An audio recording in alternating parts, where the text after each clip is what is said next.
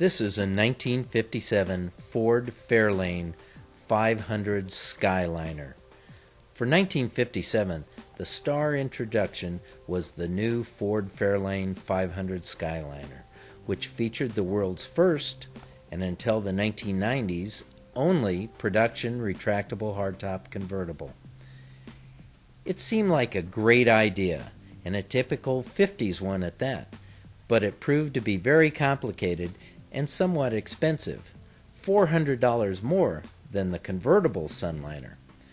The 1957 Ford Fairlane 500 Skyliners were all new, dramatically longer, lower, and wider, with dream car styling.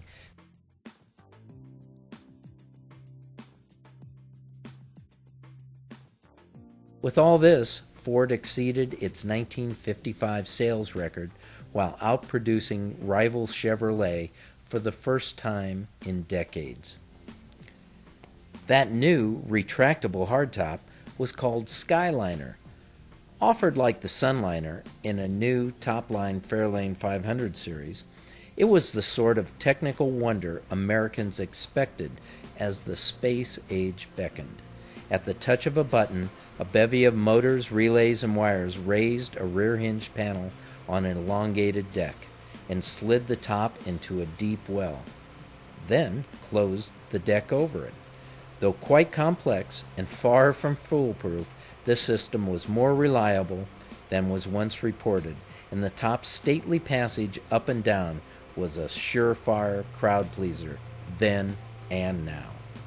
Luggage space was limited to a small box in the trunk, and the added hardware made the Skyliner pricey for a Ford at $2,942, $437 more than the Sunliner. Even so, the 57 Skyliner sold reasonably well at 20,766 units. Sales tapered off, so the Skyliner was dropped after 1959 as a costly indulgence by money-conscious Ford executives. Today, though, a retractable still pulls crowds like nothing else.